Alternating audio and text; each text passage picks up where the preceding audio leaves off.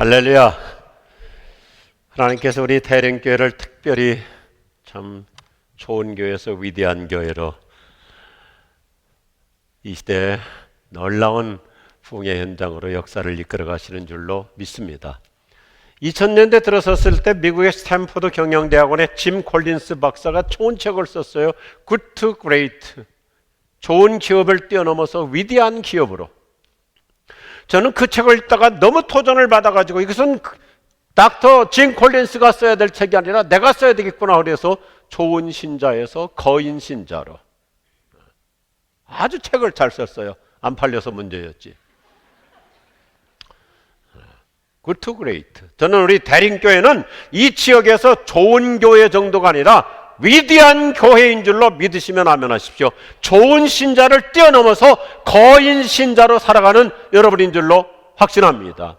존경하는 우리 김 목사님께서 부족한절을 이렇게 부흥축제 초청해 주셔서 참 오늘도 영광스러운 주의 강단에서 설교할 수 있다는 것이 너무나 감사합니다. 우리 모든 당회원들에게 감사하고요. 또 오늘 찬양대 지휘자 구기훈종 선생님을 뵈면서 너무 기뻤어요.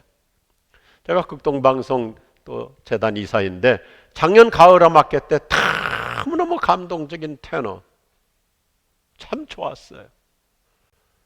그래서 저는 이제 담임 목사를 은퇴한 자이기 때문에 우리 담임 목사님과 목회자들에게 우리 국 선생님을 꼭 초청하라 그러는데 아직까지도 초청을 안 하고 있더라고요.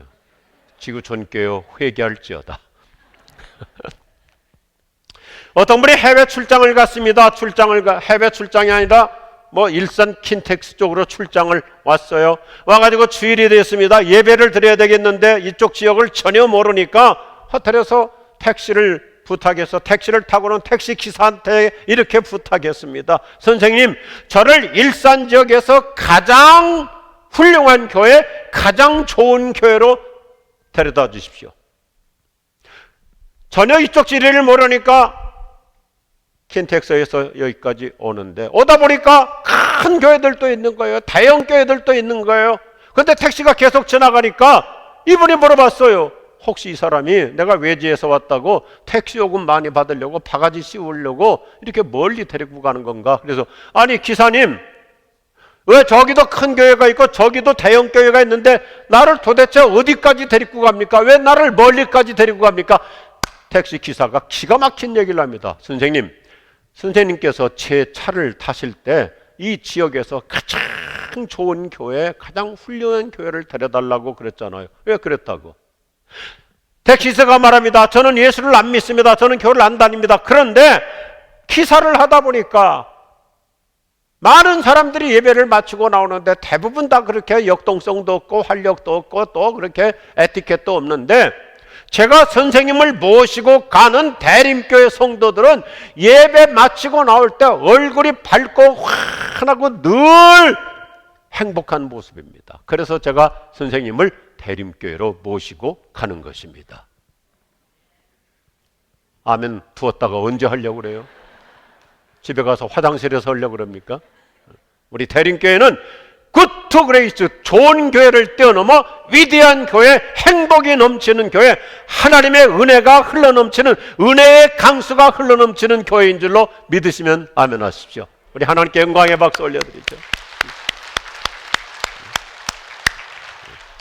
동네 사람들이 자기가 교회를 안 다니더라도 소개하고 싶은 교회, 이웃집에 누가 이사 왔을 때 가라고, 그 교회 가라고 하고 싶은 교회, 옆에 분 인사하십시다. 대림교회. 할렐루야. 오늘 말씀의 제목 한번 따라서 하시면 좋겠습니다. 하나님의 플랜 B 은총을 기대합시다. 한 번 더 합시다. 하나님의 플랜 B 은총을 기대합시다.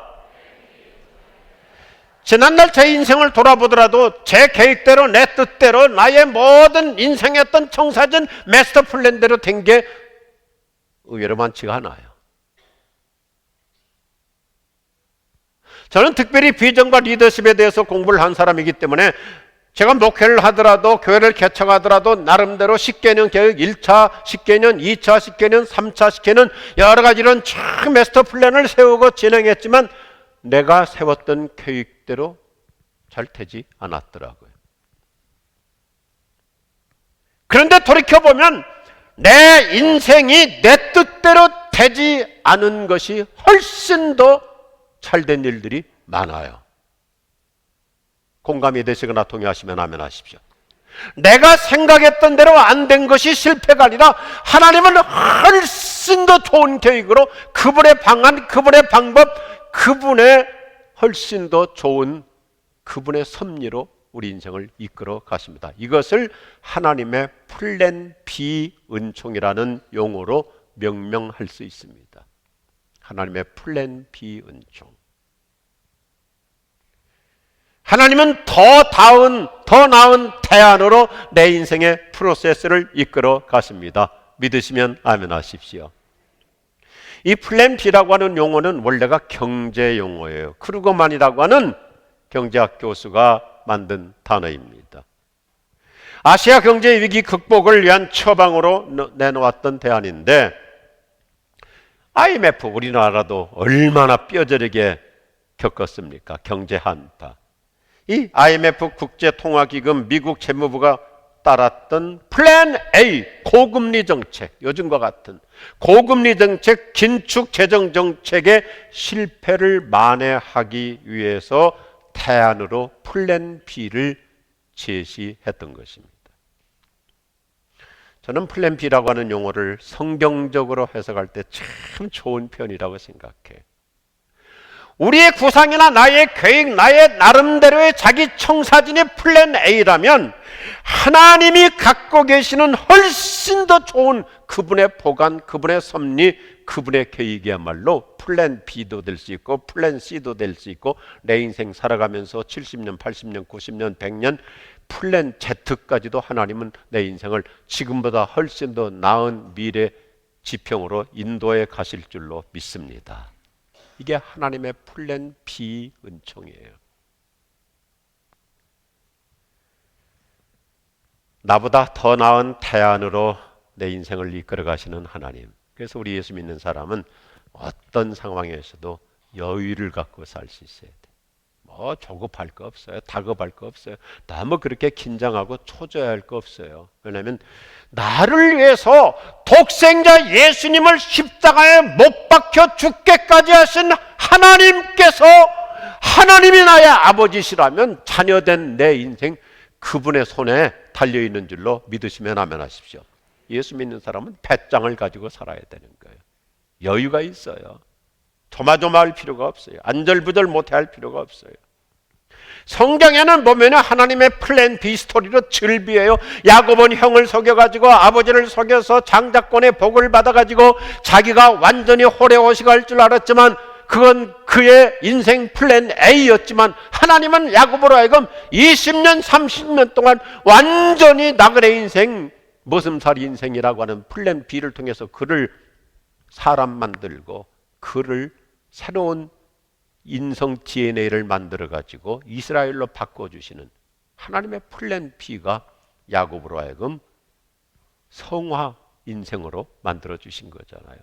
모세 얼마나 의협심이 강했습니까? 어렸을 때 엄마의 영적인 그 DNA를 이어받아 가지고 민족을 사랑합니다. 히브리 민족, 우리는 하나님 아브라함의 후손이고 우리는 하나님의 백성들이라고 하는 그 정체성을 잃지 않았어요. 에집트 왕실에서 호래호식하면서 성장했지만 그러나 그의 내면 속에는 영성이 확실해 가지고 나이가 40이 되니까 이제는 내가 우리 민족을 해방해야지, 내가 우리 백성들을 노예 상태에서 놓아줘야지, 에집트 사람까지 때려 죽이면서까지 그는 자신의 믿음을 행동으로 관철시키려고 했지만 하나님의 플랜 B는 뭐예요? 모세야, 하나님의 일은 그렇게 인간의 완력으로 하는 게 아니야. 왕자 신분 갖고 하는 게 아니야. 그래서 광야 40년 동안 베두인족이 돼가지고 완전히 양탄자 속에 살던 사람이 거적대기 인생 땅바닥에서 이집트 왕실의 고급 침대에서 살던 사람이 베두인족이 돼가지고 하도 추우니까 양 끌어안고자 하는 그런 밑바닥 훈련을 통해서 하나님의 플랜 B가 모세를 민족의 영적 거장 만들어 주신 거예요. 이런 얘기는 뭐 숱하게 많잖아요. 하나님의 플랜 B는 여전히 지금 나에게도 빈틈없이 가장 아름답게 완벽하게 최고로 진행되는 줄로 믿으시면 아멘 하십시오. 우리 예수 믿는 사람은 내 계획대로, 내 뜻대로, 내 생각대로, 내 예정대로, 내가 구상했던 대로, 내가 추진했던 대로, 내가 백방으로 노력했던 대로 안 됐다고 해서 안절부절하지 마십시오. 하나님은 나의 계획보다 더 나은 삶을 살도록 인도해 가실 줄로 믿습니다. 한번 여쭤보겠습니다. 자기가 대학에서 전공한 분야에서 종사하는 사람 20%도 안 된대요. 아마 코로나 이후로는 더 통계가 바뀌었을 거예요. 전공은 공학을 했지만 일은 전혀 딴 곳에서 할 수 있습니다.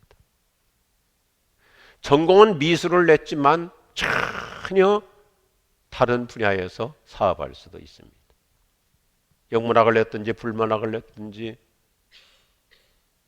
자기 전공과 상관없이 사는 사람들이 80%가 넘는 거예요. 그런데 우리는 그것을 실패라고 말하지 않습니다. 전공한 것과 자기 일의 분야가 다르다고 해서 그 사람 낭패했다고 말하지 않습니다. 우리의 생각과 계획을 뛰어넘는 하나님의 섭리를 믿고 살아가는 멋진 그리스도인이 될 수 있기를 바랍니다. 우리 예수 믿는 사람은 결정권자가 내가 아니에요. 하나님의 주권을 따라서, 특별히 하나님의 섭리는 복된 계획이 있잖아요. 오늘 아침에 매우 진지한 질문을 하나 드려봅니다. 사업하다가 잘 안 될 수 있죠? 여쭤보겠습니다. 사업하다가 잘 안 된 것이, 사업이 잘 안 풀리는 것이 죄인가요? 그건 죄의 문제가 아니에요. 우리 자녀들이 좋은 대학에 못 들어간 것이 죄인가요? 그건 죄 문제가 아니에요. 하다 보면 재수도 할 수 있고 삼수도 할 수 있고 장수까지도 갈 수 있어요. 그런데 우리 그리스도인들은 너무 현상을 속단하는 경향이 있어요. 그 권사님 아들, 그 집사님 아들, 그 장로님 딸 재수했대, 벌써 삼수하고 있대. 군대 갔다 오더니 다시 또 전공을 바꾼다고 장수하고 있대. 우리 그렇게 인상을 속단해서는 안 됩니다. 욥은 이런 위대한 신앙 고백을 들려줘요. 나의 가는 길 오직 그가 하시나니 그가 나를 단련하신 후에는, 주님이 우리의 인생의 앞길을 그분의 큰 시나리오와 섭리에 따라서 그분이 내가 어떤 미래를 살아가야 될지 다 보고 아시기 때문에 나를 단련하셔서, 나를 연단하셔서, 나를 빚으셔서, 나를 작품 만들어 주셔서 내가 천금같이 나오리라. 내 인생은 C급이 아닌 A급, A 플러스급으로 진행될 줄로 믿으시면 아멘 하십시오. 이게 하나님의 나라 공식이에요. 나의 길 오직 그가 시나니 나를 단련하신 후에, 나를 단련하신 후에 내가 천금같이 나으리라. 하나님은 여전히 내 인생을, 따라합시다, 작품으로 만들어 주신다. 하나님은 내 인생을 싸구려 상품으로 만들지 않고, 하나님은 내 삶을, 우리 자녀들을 얼마든지 하나님께서 기뻐하시는 최상의 수준 작품 인생이 되게 하실 줄로 믿습니다. 이게 하나님의 은혜의 공식이에요. 오늘 본문의 주인공 사도 바울이 터키에서 성공적인 선교 활동을 하고 있었습니다. 선교라는 게 낭만이 아니죠. 이번에 또 이렇게 단기 선교 비전 트립 가는 팀들도 계시는데, 선교는 단순히 여행 가는 게 아닙니다. 그 당시 2000년 전에 로마가 얼마나 기독교를 박해했습니까? 선교하는 것이 쉽지 않습니다. 바울의 선교는 더욱더 어려웠습니다. 유대인들마저도 자기 동족들도 핍박하고 박해하고 여차하면 죽이려고 그러고, 얼마나 사람들이 마음을 열지 않고요. 가는 곳마다 환란이 기다리고 고난 고난이 있고 가난이 있고 어려움이 있고 배고프고 굶주리고 맹수의 위험도 있고 고생이 말이 아니에요. 그렇게 1차, 2차 선교를 열심히 했습니다. 로마 정부는 끊임없이 박해합니다. 유대인들도 아예 그냥 쫓아다니면서 바울을 박해하니까 바울이 전략을 섭니다. 바울이 머리가 좋은 사람이잖아요. 똑똑한 사람이잖아요. 그래서 선교 지역을 저 북부 갈라디아, 북쪽 지방으로 가기로 궤도 수정을 합니다. 왜요? 로마로부터 멀어질수록 로마의 통치 세력도 약해지고 느슨해지니까 안전할 수 있고 편안할 수 있고, 그래서 북쪽 지역으로 가서 선교하려고 그랬더니 오늘 6절과 7절에서 두 번이나 반복하는데 성령께서 그의 계획을 막으셨다고 강조해요. 여러분, 기도하는 사람입니다. 바울 어떤 사람입니까? 성령의 사람입니다. 믿음의 사람입니다. 헌신의 사람입니다. 열정적인 사람입니다. 물불 안 가리고 자신의 몸 바쳐서 선교하는 훌륭한 사람입니다. 그런데 성령이 그의 계획을 막으셨다는 것을 강조해요. 일 이상에게 꼬여갑니다. 안 풀립니다. 계획에 차질이 생깁니다. 뭔가 핀트가 맞지 않습니다. 자신의 계획을 관찰하려고 오늘 이 성경을 보면요, 자기의 계획을 관찰하려고 기를 썼다, 영을 썼다 그랬어요. 그런데 성경을 보면 7절 보면 더 강력한 단어를 성령께서 허락하지 않으셨다. 이 앞에 보세요. 클로즈! 바울이 더 용을 쓰는데, 더 애를 쓰는데, 북쪽으로 가려고 더 노력하는데 성령이 아주 그냥 강력하게 차단해버리는 거예요. 막아버리시는 거예요. 오늘 우리에게도 이런 현상이 나타날 수 있어요. 우리가 때때로는 분명히 하나님의 뜻으로 생각하고 하나님께서 틀림없이 나에게 이런 마음을 주셨다고 자기 나름대로 확신하고 사업을 추진합니다. 어떤 프로젝트를 시행합니다. 자기 나름대로 기도하고 일을 진행합니다. 그런데 이상하게 안 풀립니다. 문이 닫히기도 합니다. 길이 막히기도 합니다. 우리 자녀들도 열심히 공부하고 여러 또 학과목을 생각하면서 진로를 고민하면서 또 여러 대학에 원서를 넣고 또 기도도 합니다. 또 고등부 담당 선생님한테 또 목사님한테 기도 부탁까지 합니다. 그런데 이상하게 신학의 길이 막힐 수도 있습니다. 일이 잘 안 풀릴 수 있는 거예요. 장밋빛 환상이 무너지고 깨질 수도 있습니다.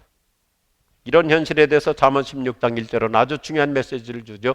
사람이 정교한 계획을 세우지만, 이 말씀을 자세히 보세요. 그냥 덤벙덤벙 계획한 게 아닙니다. 사업 하나 하기까지, 가게 하나 오픈하기까지 일산의 수많은 지역을 다 답사하면서 어디가 좋을까, 어떤 가게가 적합할까, 어떤 지역이 상권이 좋을까, 또 무엇을 하면 좋을까, 아이템은 무엇으로 할 것인가, 정교한 계획, 정말 리서치 많이 했어요. 성실하게 준비했어요. 그런데 그 성패는 누구에게 달려있다고요? 말 좀 해봐요. 누구에게 달려있다고요? 하나님께 달려있다. 내가 박병으로 노력한다고 해서, 내가 최선을 다했다고 해서, 내가 애썼다고 해서 내 계획대로 술술 되는 것이 아니라 진정으로 모든 인생의 최종 결정권자, 주권자는 오직 하나님이신 줄로 믿습니다. 예레미야 선지자도 하나님의 결정권에 관해서 매우 겸손한 신앙 고백을 이렇게 보여주죠. 여호와여, 사람의 인생이 자기 것이 아니라는 것을 깨달았습니다. 아무도 자신의 인생 행로를 결정할 수 없습니다. 세상 사람과 우리 하나님의 자녀 그리스도인들이 살아가는 방식의 차이가 여기 있어요. 그들은 자기들 마음대로 살다가 낭패하니까 낙심하고 좌절하고 무너지고 완전히 자포자기에 들어가지만, 우리는 하나님의 뜻이 따로 계시구나, 하나님의 계획이 계시구나, 하나님의 플랜 B의 은혜가 단계적으로 지금 작동하고 있구나. 우리는 믿음으로 해석하는 사람들이. 금세기 최고의 설교자 찰스 스윈들이 이렇게 멋있게 가르쳐줘요. 우리가 계획을 세우는 것은 잘못이 아니다. 그리고 심사숙고하는 것도 잘못이 아니다. 우리는 무슨 하나님의 플랜 B 은총을 우연으로 기다리는 게 아니죠. 뭐 그냥 막연하게 잘 되겠지가 아니라 우리가 뭘 하든지 가게를 하든지 사업을 하든지 직장에 들어가든지 어떤 일을 하든지 계획을 세우는 것은 잘못이 아니다. 저도 한 사람의 목회자로서 우리 교회에서 목회하면서 개업 예배 드리러 갈 때 늘 강조하는 게 있어요. 당신이 이 사업을 하기 위해서, 이 회사를 이끌기 위해서, 당신이 이 가게를 오픈하기 위해서 얼마나 연구했냐, 얼마나 공부했냐, 이 분야에 대해서 얼마나 부지런하게 성실하게 정말 심도 있게 검토해 봤냐. 우리가 계획을 세우는 것은 잘못이 아니다. 우리가 심사숙고하는 것도 잘못이 아니다. 우리가 누군가와 의논하는 것도 잘못이 아니다. 하지만 그렇게 진행하는 동안 성령님의 내적 감화에 민감해야 한다. 그분의 감화는 세미하지만 말할 수 없이 중요하다. 성령님께 늘 마음을 열어두라. 그러면 내적 감화를 잘 감지할 수 있다. 늘 하나님의 음성에 귀를 기울이며 살아갈 수 있기를 축복합니다.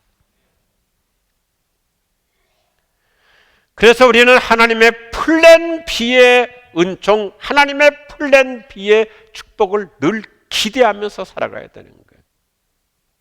오늘 보면 9절과 10절을 보면 사도 바울 일행도 처음에는 자기 계획대로, 자기 의도대로, 자기 구상대로 자기가 프로젝트를 세웠습니다. 자기가 시나리오를 만들었습니다. 자기가 북방 선교 마스터 플랜을 세웠습니다. 그런데 성령이 막으시고 성령께서 허락하지 않으시니까 바울이 더 기도하는 거예요. 그렇다면 주님의 뜻은 어디 계십니까? 그랬더니 그날 밤에 바울이 꿈을 꾸는데 마케도니아 사람 하나가 멀리 해안에 서서 바다 건너 이쪽을 향해 외칩니다.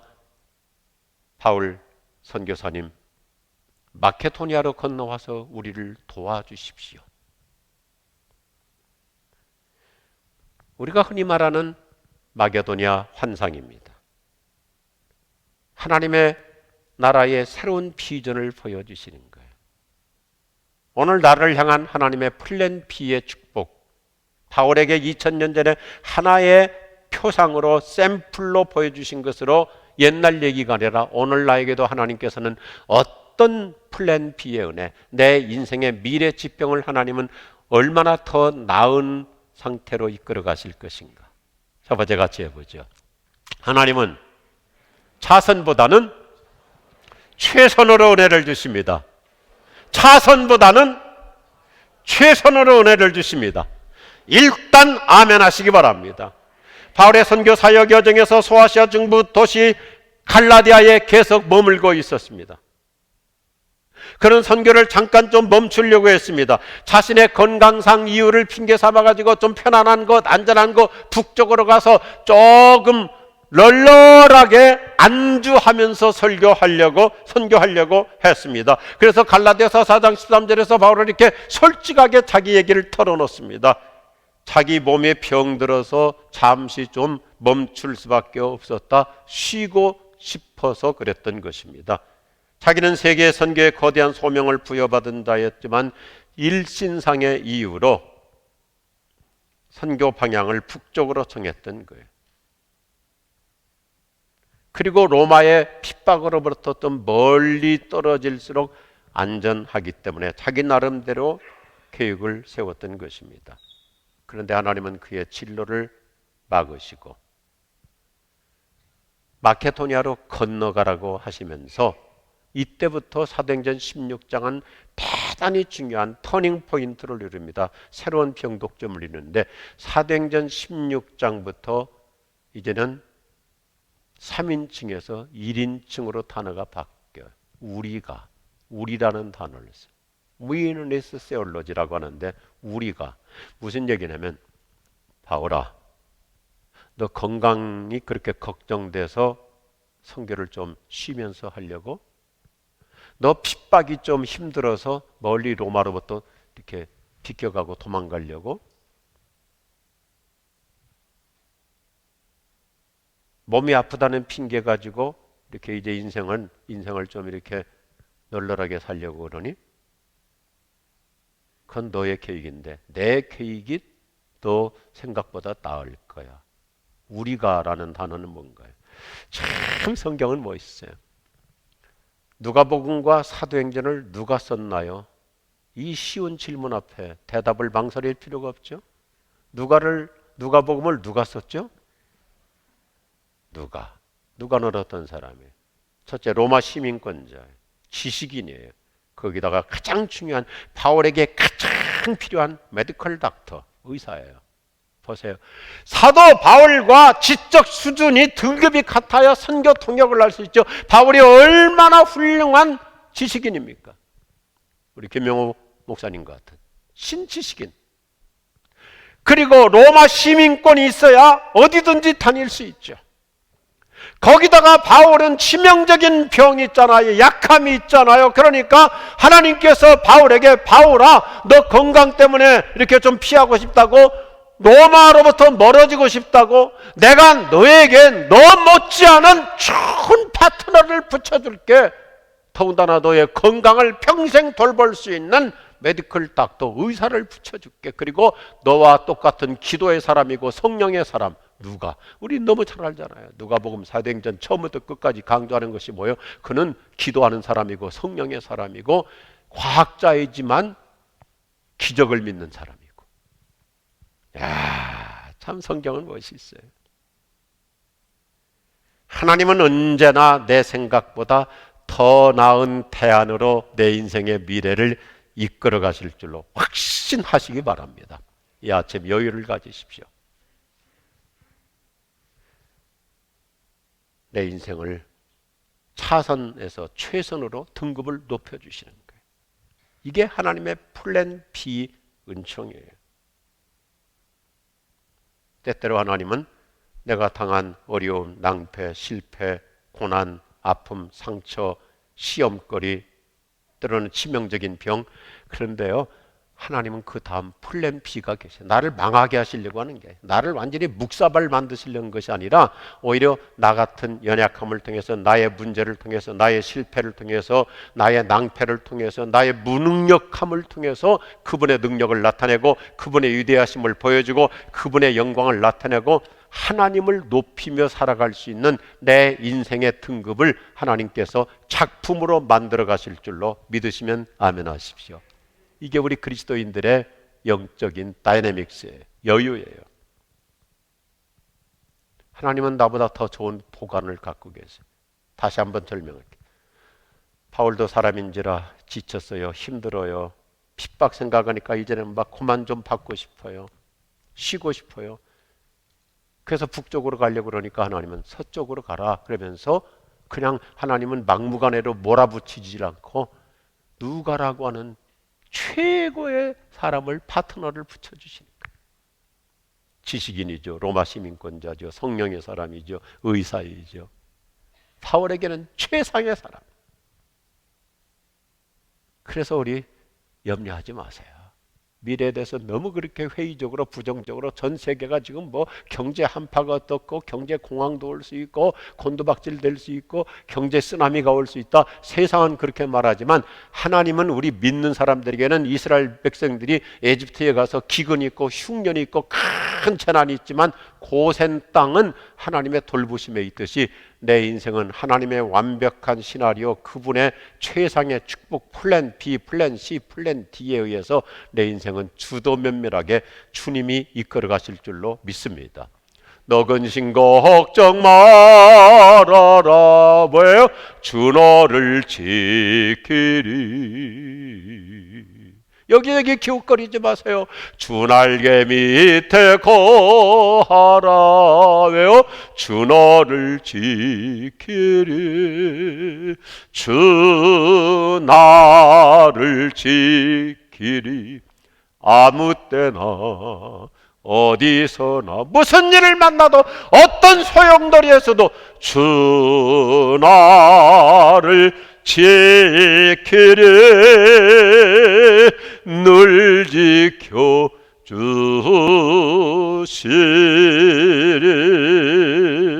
할렐루야. 우리 구견종 선생님이 계신 줄 내가 미리 알았으면 설교 중에 특송을 시키는 것들. 하나님은 언제나 가장 좋은 거 주시고 최상으로 내 인생을 이끌어 가실 줄로 믿습니다. 잠언 3장 6절은 이렇게 보장하죠. 너는 내 모든 길에서 그분을 인정하라, 그분을 신뢰하라, 그분을 믿고 그분 붙잡고 살아가라, 그분에게 맡기고 살아가라, 그분을 의존하고 살아라. 그러면 그분이 너의 길을 형통하게 만들어 주실 것이다. 아멘. 형통하게 만들어 주실 것이다. 저는 이 형통이라는 말을 참 좋아해요. 형통, 얼마나 좋은 표현이에요. 형통. 어떤 형은 자기 동생한테 늘 이렇게 강조했대요. 동생아, 형통이 뭔지 알아? 모든 일을 형을 통해서 결정해. 형통이라는 말, 영어를 보면요, 영어 성경은 우리에게 더 실감나게, 우리 젊은이들에게는, 현대인들에게는 훨씬 더 와닿는 단어인데, 형통이라는 말이 영어 성경 보면 make success, make success. 하나님이 성사시켜 주실 줄로 믿으시면 아멘 하십시오. 이번 주간에 회사에서 여러 가지 프로젝트, 내가 맡고 있는 많은 여러 가지 교회, 회사의 일들, 사업의 구상들, 우리 자녀들의 앞길들, 우리가 기도 제목 갖고 있는 거, 하나님 앞에 구하는 것들, 우리가 믿음으로 사는 만큼 하나님이 make success, 하나님이 이루어 주실 줄로 믿습니다. 하나님이 성사시켜 주실 줄로 믿으시기 바랍니다. 중국어 성경 참 좋은 단어로 번역하고 있더라. 중국어 성경은 형통이라는 말을 순리라고 번역해요. 하나님께서 순리대로 이끌어 가실 것이다. 여러분, 저와 여러분의 인생은 그렇게 비비 꼬이면서 그렇게 하나님이 우리를 그냥 엿먹이려고, 하나님이 우리를 그냥 생고생시키려고 하지 않고, 하나님은 저와 여러분이 믿고 하나님 의지하며 하나님의 플랜 B의 은총을, 하나님의 더 나은 대안을 기대하며 사는 사람에게는 하나님이 순리대로 이끌어 주실 줄로 믿습니다. 내 믿음대로 된다 그랬어요. 하나님의 더 나은 대안. 여러분이 아침에 예수 믿는 사람은요, 교회 왔다 갈 때 벌써 달라야 돼요. 예배당 올 때 얼굴하고 예배 마치고 갈 때 얼굴하고 달라야 돼요. 한나가 성전에 들어오기 전까지는 얼굴에 수색이 가득했어요. 그런데 예배 마치고 기도 마치고 갈 때는 얼굴에 수색이 없어졌다 그랬잖아요. 어제 저녁에도 제가 말씀드렸잖아요. 우리 교회는 목동에 있는데 교인들이 교회 와서 예배드리고도 은혜 받고도 얼굴에 수색이 가시지 않고 그렇게 여전히 변함없이 가는 사람은 수색으로 다 이사가라 그랬어요. 따라합시다. 하나님은 차선보다 최선으로 은혜를 주십니다. 믿음으로 살아갈 수 있기를 축복합니다. 두 번째 같이 하죠. 하나님은 미시적인 것에서 거시적인 것으로, 작은 것에서 큰 것으로 은혜를 주십니다. 그래요. 오늘 성경은 이런 얘기예요. 사도행전 16장의 스토리는 어떻게 전개되냐면, 이미 말씀드린 대로 선교가 힘들으니까 사도 바울이 좀 전략적으로 선교의 전략을 소극적으로 바꿨어. 이 지도를 보십시오. 로마로부터 좀 더 멀리 안전한 곳으로 저 북쪽 갈라디아 쪽으로, 흑해 쪽으로 멀어지면 편안해질 수 있잖아요. 박해도 없을 수 있잖아요. 좀 쉬면서 할 수 있잖아요. 선교의 방향을 터키의 서북쪽으로 바꿨습니다. 그래서 비두니아 쪽으로 가려고 했는데, 비두니아는 로마 관할 통치 구역이 아니었거든요. 바울이 얼마나 똑똑한 사람이에요. 탁 지도 펴놓고 지정학적으로 보니까 비두니아는 로마 관할 지역이 아니에요. 그러니까 거기 가면 안전하잖아요. 이게 우리의 살아가는 방식일 수 있어요. 우리 얼마나 통밥을 잽니까? 우리 얼마나 잔머리 잘 굴립니까? 그래서 바울 똑똑한 사람답게 자신의 신변 안전을 위해서 편안한 선교 지역을 계획했습니다. 그런데 하나님이 막아버리시잖아요. 바울은 자신의 계획을 관철시키려고, 바울은 의지가 강한 사람이잖아요. 굉장히 그 의지, 자기 주장이 강한 사람이잖아요. 예수 믿어도 거듭났어도 구원받았어도 여전히 다 자기 개성이 있잖아요. 개성이 뭐예요? 개떡 같은 성질이 다 있잖아요. 그런데 하나님이 막으시는 거예요. 허락하지 않으셨다는 거예요. 그래서 바울은 어쩔 수 없이 환상을 따라서 트로아, 우리말로 트로아, 그 유명한 트로이 지역, BC 1250년 트로이 목마의 신화를 남겼던 요충 지역이잖아요. 요충 지역. 거기로 내려갑니다. 자기 자신의 초라한 생각, 미시적인 비전 접고 하나님의 큰 거시적 비전을 따라가는 거예요. 바울아, 이 얘기예요. 바울아, 너 언제까지 동양 선교만 하다가 끝날 거냐? 잘 보세요. 이 트로이에서 에게를 건너 빌립보로 간다는 것은 이제는 동양 선교를 뛰어넘어 서양 선교라고 하는 하나님의 거시적 비전의 대열에 서게 되는 것입니다. 놀랍습니다. 아시아 선교에서 유럽 선교로 뛰어넘는 거예요. 도약하는 거예요. 오늘 9절과 10절 내용입니다. 하나님은 바울에게 바울아, 마이크로 인생, 너 그렇게 초라한 인생 살지 말고 매크로 인생, 하나님의 나라를 위해서, 미래 역사를 위해서 한번 거대한 인생 살아보는 것이 어떻겠니? 저는 이번 부흥축제를 통해서 우리 대림교회 모든 성도들 평범한 사람에서 엑스트라 오디너리, 오디너리 투 엑스트라 오디너리, 일반 평범한 삶에서 엑스트라 오디너리, 이제는 탁월한 인생으로 도약할 줄로 믿으시면 아멘 하십시오. 하나님은 우리에게 그렇게 성령으로 기름 부어주고 싶어 하시는 거예요. 사도 바울의 현상을 보고 동양에서 서양으로 건너간 이 사건을 그 훌륭한 역사학자, 역사의 연구라고 하는 불후의 명작을 남겼던 애널드 토이브가 정말 멋있게, 성경 어떤 신학자보다도 더 멋있게 토인비가 해석해요. 바울이 동양의 트로이에서 서양의 빌립보로 건너간 것은 유럽과 서구 문명 사이의 변곡점을 이룬 대장정이었다. 이거예요. 우리는 그냥 베드로처럼 주님 여기가 좋사오니 이 정도면 충분합니다. 그냥 여기다 예배당 짓고 목사님, 예수님 담임 목사하고 우리는 부목사하면서 여기서 삽시다. 그런데 예수님은 언제나 넥스트 비전, 더 큰 비전, 다음 단계, 거시적인 하나님 나라 킹덤 멘탈리티를 심어주잖아요.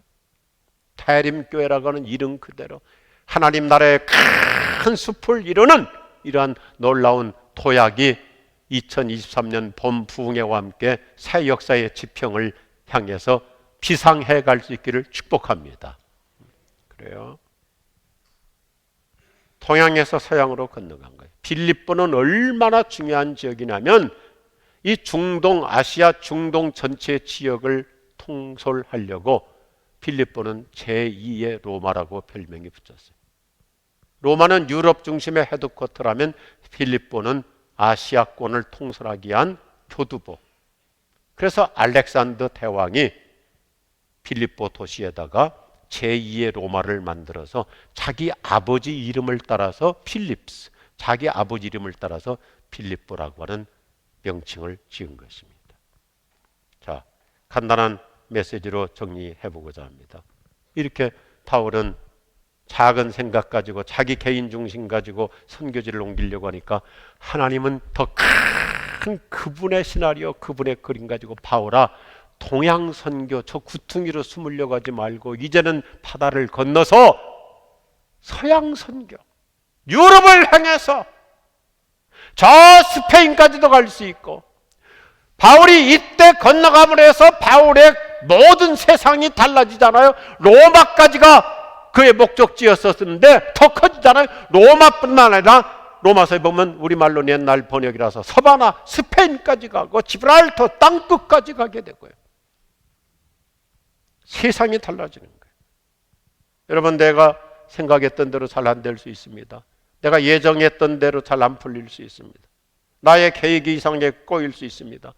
직장이나 사업 현장에서 때로는 길이 막힐 수도 있습니다. 결혼의 무지개 환상이 잠시 무너질 수도 있습니다. 우리는 때때로 혼란을 겪을 수도 있습니다. 이럴 때 우리의 시각, 우리의 관점을 나에게다 맞추지 말고 God's perspective, 하나님의 관점으로 해석해 갈 수 있기를 축복합니다. 하나님은 어떤 계획을 갖고 계실까? 하나님은 어떤 뜻을 갖고 계실까? 내 인생을 향한 하나님의 다음 단계 시나리오는 무엇일까? 하나님은 믿음으로 사는 사람을 플랜 B라고 하는 최상의 은혜로 축복하시고, 저 여러분 가다가 잠깐 멈출 수 있습니다. 안 될 수 있습니다. 옷을 벗을 수도 있습니다. 가게 문을 닫을 수도 있습니다. 그렇다고 속단하지 마십시오. 우리 아이들이 공부 성적이 안 올라갈 수도 있습니다. 원하는 대학에 못 들어갈 수도 있습니다. 이상하게 일이 잘 안 풀릴 수도 있습니다. 그러나 내 인생은 결코 내리막길로 끝나지 않고 하나님은 반드시 또 다른 오르막 인생으로 이끌어 주실 줄로 믿습니다. 하향 인생이 아니에요. 상향 인생으로 인도해 주시는 거예요. 우리 인생은 선셋, 해가 떨어지는 인생이 아니라 선라이즈, 여전히 아침마다 하나님의 새로운 은혜의 지평이 열릴 줄로 믿습니다. 저도 그런 경험을 수도 없이 했어요. 여러 번 낭패를 겪어봤어요. 처절한 실패도 해봤습니다. 1980년대 그 어려울 때 캐나다 유학을 갔습니다. 그때만 하더라도 캐나다는 공부하러 가기가 쉽지가 않았어요. 우리나라에서 비자를 안 줬습니다. 홍콩 대사관에서 비자가 왔습니다. 그런데 가서 군대에서 다쳤던 허리를 또 다쳤어요. 움직이지를 못했어요. 갈 곳이 없어요. 의료보험 너무 비싸서 유학생이 무슨 의료보험 제대로 듭니까?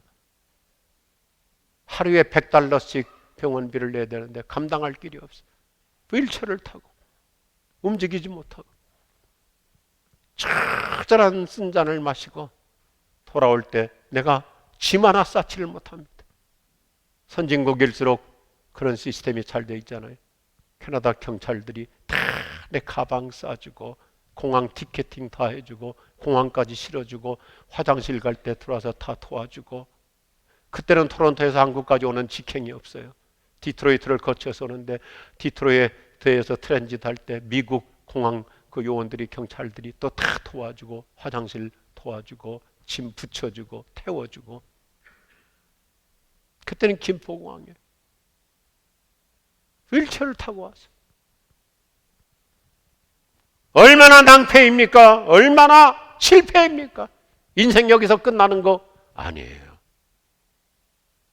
하나님은 어떤 절망적 상황 속에서도 저와 여러분에게는 십자가에 죽은 지 사흘 만에 부활이라고 하는 미래의 영광이 펼쳐지는 것처럼 하나님은 우리의 절망을 희망으로 바꿔가실 줄로 믿으시면 아멘 하십시오. 잃은 것보다 얻는 것을 더 많게 하실 하나님을 붙잡으시기 바랍니다. 예레미야 29장 11절에서 예레미야는 얼마나 우리에게 놀라운 희망 비전을 품게 하소서. 너희를 향한 나의 생각은 재앙이 아니고 내가 너를 망하게 하려고, 내가 너를 골탕 먹이려고, 내가 너를 완전히 묵사발 만들려는 것이 아니라, 따라합시다, 평안이며 너희에게 소망이 있는 희망이 있는 미래를 주려는 것이다. 할렐루야.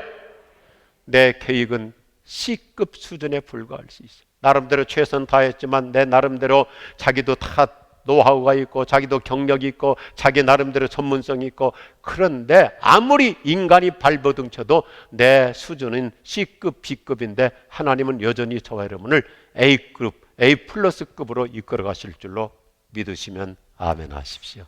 이게 기독교 신앙의 패러독스예요. 얼마나 우리 예수 믿는 사람은 달라요. 때로는 살다가 힘들어서 뜻대로 안 돼서 낭패를 당하고 사업하자마자 문 닫을 수 있고 부도당할 수 있고 어느 날 갑자기 치명적인 병 들 수 있고 암 선고받을 수 있고 큰 사고 날 수 있고 애들도 뜻대로 잘 안 풀릴 수 있고 인생을 헤맬 수 있습니다. 허우적거릴 수 있습니다. 그런데 성경은 뭐라고 그래요? 그런 상황 속에서도 하나님은 여전히 나를 포기하지 아니하시고 내 인생을 주도 면밀하게 인도해 가실 줄로 믿습니다. 이게 우리 기독교 신앙이에요. 내가 어둠 속에서 헤맬 때에도 어떻게 해요? 주님은 함께 계셔. 내가 시험 당하여 괴로울 때도, 내가 허우적거릴 때도 주님은 함께 계셔. 기뻐 찬양하세 할렐루 할렐루야 할렐루 할렐루야. 우리 모두 찬양 할렐루야. 그 다음 중요하잖아요. 같이요. 주님 나와 함께 계시네. 할렐루야. 여전히 주님은 연약한 나, 실패하는 나, 근시안적인 나, 제대로 미래를 파악하지 못하는 나, 그분은 내 손잡고 훨씬 더 나은 미래로, 최상의 미래로, 거시적인 그분의 마스터 플랜으로 내 인생의 행보를 이끌어 가실 줄로 믿으시기 바랍니다. 이게 하나님 나라의 은혜의 공식이에요. 그래서 내 생각, 내 고집을 내려놓을 줄 아는 여유가 필요해요. 내 생각을 접어보는 내려놓음의 영성, 우리가 지향해야 될 비움의 영성, 오늘 성경은 가르쳐주고 있어요. 우리가 비우는 만큼 하나님은 더 좋은 것으로, 훨씬 더 나은 것으로 채워주실 줄로 믿으시면 아멘 하십시오. 그래서 예수 믿는 사람은요, 여유를 가지고 사는 거예요. 여유를 가지고. 그렇게 안절부절 못할 거 없어. 오늘 낮 예배 시간인데 이렇게 길게 설교를 했습니다. 저는 공수특전사 출신으로 참 좋은 훈련들을 많이 받았어요.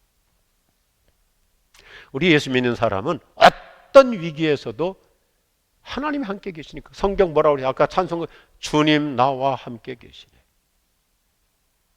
참 재밌어요. 뭐 특전사 요원들 옛날에 뭐 전과자들도 많고 우락부락한 사람들 많고, 또 특별히 그 북파 요원들 뭐 대단해요. 초인적인 사람들이. 아유, 하사님, 중사님 예수 믿으세요. 그러면 뭐 99%가 뭐라면 무슨 하나님이 계시느냐? 내 주먹을 믿지, 내 힘을 믿지. 그런데 막상 비행기를 타가지고 점프하기 전에 다 뭐라고 하는 줄 알았어요? 그때는 저를 계급으로 안 부르고 이렇게 불러요. 조형 기도해줘. 아니 중사님, 하나님이 안 계시다면서요? 야, 그들도 신앙적으로 대답해요. 아니 선임하사님, 하나님이 안 계시다면서요? 아, 그건 내가 땅에서 했던 얘기고 여기는 하늘이잖아.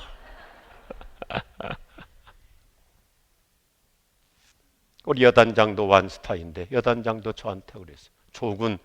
초군을 보면 마음이 편안해져. 예수 믿는 사람에게는 하나님이 함께 하시는 영성이 있는 거예요. 동의하시면 아멘 하십시오. 오늘 고난주간입니다. 예수님처럼 내 뜻을 내려놓는 만큼 하나님의 놀라운 뜻이 이루어질 줄로 믿습니다. 예수님이 너무너무 고통스럽고 힘들어서 하나님 아버지, 이 십자가 안 지면 어때요? 좀 안 질 수 있는 방법 없나요? 하나님은 더 큰 플랜 B의 은혜를 가지고 네가 십자가라고 하는 사흘 동안의 고난만 통과하면 인류가 다 구원받아. 십자가라고 하는 고난의 프로세스를 통해서 부활의 승리라고 하는 찬란한 영광을 가져다 주잖아요.